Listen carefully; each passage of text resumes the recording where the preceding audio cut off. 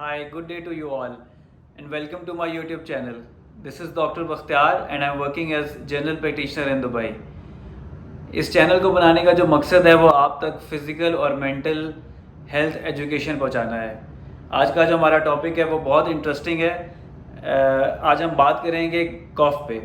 इसमें मैं आपको बताऊंगा कॉफ़ है क्या चीज़, उसकी क्या कॉमन रीज़न्स होती हैं और उनसे कैसे बचा जा सकता है। तो कॉफ़ जो है वो हमारा एक नेचुरल मैकेनिज़्म है जो कुदरत ने हमारी बॉडी में रखा है। अगर कोई भी चीज़ बाहर से हमारे नाक की नाली में या सांस की नाली में चली जाती है तो कॉफ़ की वजह से एक हमारी छाती के अंदर नेगेटिव प्रेशर बनता है, जिसकी वजह से वो बाहर आ जाती है। तो ये हमारी बॉडी के प्रोटेक्शन के लिए बना है, लेकिन इसका मतलब ये नहीं कि इसके किसी और चीज़ के साथ एसोसिएटेड नहीं हो सकता। कॉफ़ एक बहुत इंपॉर्टेंट अलामत है जो एक छोटी से छोटी प्रॉब्लम जैसे कि नेज़ल एलर्जी से लेके एक बहुत सीरियस प्रॉब्लम तक की का एक साइन हो सकती है। तो इस वीडियो को कंप्लीट देखिएगा ताकि आप तक इस चीज़ की इंफॉर्मेशन प्रॉपर पहुंच सके। ठीक है, सो अब स्टार्ट करते हैं। कॉफ़ की जो सबसे कॉमन रीज़न है वो है नाक की एलर्जी। अब नाक की एलर्जी जो है उसकी क्या कॉमन रीज़न होती है, वो कैसे हो सकती है। किसी जैसे आपने देखा होगा, आप बाहर जाएं, कभी आपका डस्ट के साथ एक्सपोजर हो तो आपके नाक के अंदर जो है वो एक्सेसिव पानी इकट्ठा होना शुरू हो जाता है। अब वो पानी जो नाक का पानी जो है वो नाक के अंदर उसकी वजह से आपको छींकें आना शुरू हो जाती हैं और उसके बाद एलर्जी बढ़ जाती है। अब वही पानी आपके नाक के अंदर जो पानी है, जब आप रात को सोते हैं तो वही पानी आपके गले में जा सकता है और गले में जाके वहाँ पे इरिटेशन कॉज करता है और उसकी वजह से आपको खांसी हो सकती है। इस चीज़ को, नाक की एलर्जी को अवॉइड कैसे किया जा सकता है। जो कॉमन चीज़ें हैं जिनकी वजह से एलर्जी होती है वो है आपके डस्ट पार्टिकल्स, फंगल स्पोर्स जो कि एसी की डक्ट्स के अंदर में से निकल सकते हैं। उसके अलावा अगर आप किसी के घर में पेट्स हैं तो पेट डेंडर की वजह से, यानी कि जो जानवरों के ऊपर से बाल उतरते हैं उसकी वजह से आपके नाक में एलर्जी हो सकती है। कुछ लोगों को बहुत ही स्ट्रॉन्ग किस्म के जो परफ्यूम्स होते हैं उनकी सेंट से एलर्जी हो सकती है। अगर आप जब भी किसी भी ऐसी चीज़ को एक्सपोज हों तो कोशिश करें कि आप जो है वो मास्क का इस्तेमाल करें या ऐसी चीज़ों को अवॉइड करने की कोशिश करें। अगली जो कॉमन रीज़न है जिसकी वजह से कॉफ़ हो सकती है वो है आपके थ्रोट का इन्फेक्शन। तो थ्रोट का इन्फेक्शन जो है उसके सिम्टम्स क्या होते हैं, उसके अंदर आपको गले के अंदर पेन महसूस होता है, बुखार होता है, खांसी होती है और उसके साथ खांसी के साथ कभी कभार बलगम भी आता है।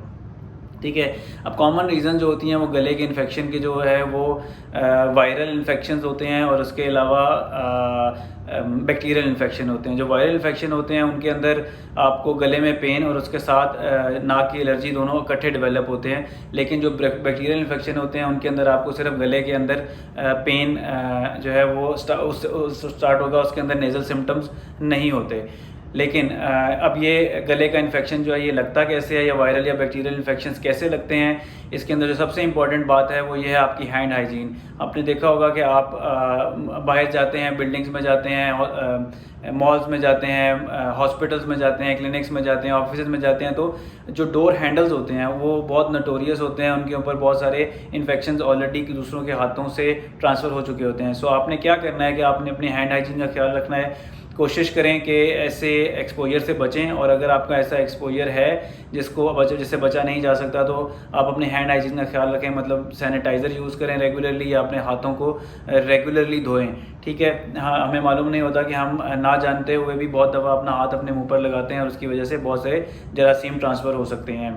ठीक है, तो इस तरह से भी खांसी से बचा जा सकता है। उसके अलावा जो अगली कॉमन रीज़न है जिसकी वजह से खांसी एज अ सिम्टम प्रेजेंट करती है वो है स्मोकिंग।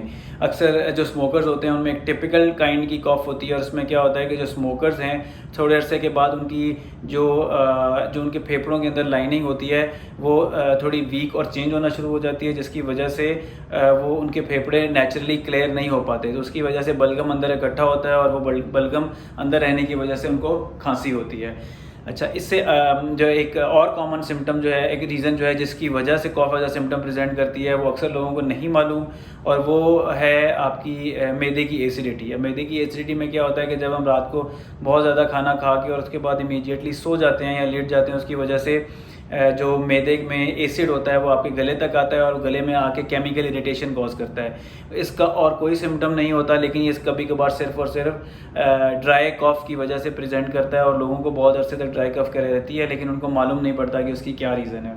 सो इस चीज़ को देखिए। इसके अलावा अक्सर लोग जो ब्लड प्रेशर के मरीज़ हैं और वो ब्लड प्रेशर की मेडिसिन लेते हैं, उसके अंदर एक मेडिसिन की क्लास ऐसी है जिसको एस इनहिबिटर बोलते हैं, उसके साथ भी आपको ड्राई कॉफ़ की अलामात कुछ लोगों को डेवलप होती हैं। सो अगर आपके जानने वालों में से कोई ऐसा बंदा है जो ब्लड प्रेशर की मेडिसिन लेता है और उसको ड्राई कॉफ़ है, तो उसको आप रिक्वेस्ट कर सकते हैं वो अपने डॉक्टर को इस कंसर्न के लिए मिलें एक दफ़ा। अच्छा, जो इसके अलावा ये तो होगी जो ऐसी कॉमन रीज़न्स हैं जिसकी वजह से कॉफ़ होती है। कॉफ़ कुछ मेन और थोड़ी डेंजरस रीज़न की वजह से भी हो सकती है। उसके अंदर एक इम्पॉर्टेंट चीज़ जो है वो है एस्थमा। एस्थमा में अक्सर लोगों को सांस के एस्थमा भी बेसिकली एलर्जी है जो डस्ट की वजह से हो सकती है, पोलन्स की वजह से हो सकती है, फंगल स्पोर्स की वजह से हो सकती है, और अक्सर जो कपड़ों के ऊपर से माइक्रोफाइबर उतरते हैं उनकी इन्हेलेशन जब हम उनको लेते हैं अंदर, उसकी वजह से हो सकती है। अब कॉफ़, ये जो एस्थमा की कॉफ़ है उसके अंदर क्या होगा कि कोई और सिम्टम नहीं होगा, लेकिन पेशेंट रात को बहुत खांसी करेगा और उसके अलावा उनको सांस लेने में दुश्वारी महसूस होगी। ठीक है, तो अगर आपको कभी कभार एस्थमा की जो कॉफ़ है वो सांस लेने के प्रॉब्लम के बगैर भी आती है, उसको कॉफ़ वेरिएंट एस्थमा बोलते हैं। सो अगर आपको एक ड्राई कॉफ़ है जो रात को बहुत ज़्यादा हो जाती है तो डेफिनेटली आप अपने डॉक्टर को मिलिए और उसको चेक करवाइए। इसके अलावा जो और कॉमन रीजंस हैं जो छाती के इन्फेक्शन के अंदर इन्वॉल्व होती हैं वो आती हैं ब्रोंकाइटिस और नमोनिया।